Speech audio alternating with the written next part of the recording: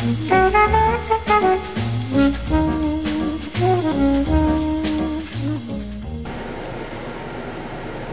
again, everybody. My name is Will Stewart, and I just wanted to take a minute to go over a new knife I just got. It's the Bushcraft Northwest Bushcraft knife, designed and made in large part by Mike Lumio.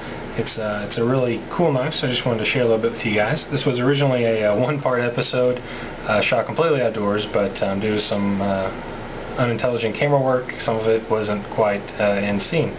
So here's kind of an extra just to give you guys a close-up of the knife itself, and then there will be a second video just showing the knife in use just a little bit.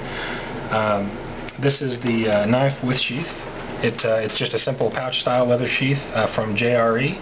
I'd say most of the people here have probably seen the JRE sheaths. I know a little bit about them. It's got a nice belt loop with an extra attachment for a dangler loop if you like. It's got a tight fit, which I'm sure a lot of the people who have used JRE are pretty familiar with, which loosens up over time, and then the optional fire steel loop. It's also got your two extra loops here if you want to add some cordage, something like that. I like to add just a piece of jute twine to the base to make sure I've got a little extra tender if I need it. So the knife itself, it shows up a little, or it comes a little cleaner than this. I'm afraid this is post-use, so there's some battle wounds just from smudging and from wood and stuff. But it's a handsome blade. It's 01 steel with a Scandi grind. I believe it's a 3 5/8 inch blade, and it is 5/32 inch thick. It has bamboo handles, and this is a kind of a composite, I guess. They take the bamboo fibers, split them up, and then press them down with an adhesive mixed in, so it makes an extremely strong material that's not likely to break or anything.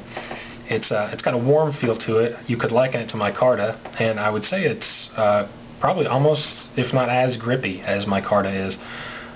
It's also put on thickly enough that even a snob like me on handles can like it. Just so you can kind of see the angles on the handle, you'll notice that it's got the palm swell and the finger swell down here, so it's a nice oval shape, nice egg shape, and it's well rounded. These edges are not squared at all. Well rounded, so there's no hot spots. It's not going to bite into the groove of your thumb when you're holding it. In hand, it's about like this. Very thick, very well proportioned. I do not think that this is something that is limited to people with larger hands. I think I've got longer length hands than some folks. I really feel this should work with most any size. He's also put in some thumb scallops here for side grips. From pictures I had thought that these scallops were just flat, but I don't know if you can see on the video here, these are actually divots. They're actually angled in there, so your thumb rests fully inside that groove for very controlled, very powerful side cuts. It's really comfortable. It does not eat into your first finger here when you're holding it tight, and in fact it gives your thumb right at the knuckle a little place to sit. So you even have extra control during just a standard fist grip. So down, it is just shy of 8 inches, probably right at. It's close enough to 8 for me. And the thickness on the handle is roughly 7/8 inches. So it's a great blade.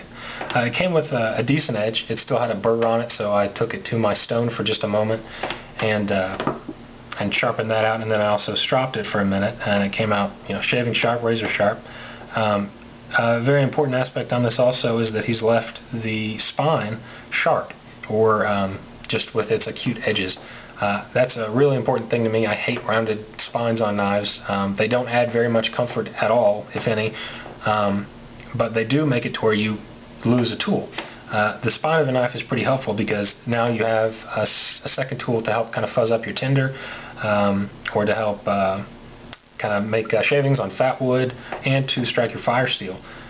Anytime you don't want to waste your edge on something, you've got that handy just to use as a scraper. That's a pretty important aspect to me, and it's too easy to leave on the knife not to have it. But he's left it on there, which I'm happy with. But overall, it's got some heft. It kind of feels a little bit like a very overbuilt Mora. I say that because the handle dimensions or proportions are kind of similar, but these are just much more fitting to my hands, to American hands maybe. It's also got a lot more heft and also the full tang, so you don't have to worry about rough use with it. There's a second half coming up where I'd kind of like to show you guys just some batoning, some feather sticks that it can make, just so you don't think it's in a kitchen drawer and hiding from you. And then I've also just wanted to show you guys what it looks like next to something like a Moore number 1. So the size, as far as length, is similar. The handle is wider and a bit thicker with the 510.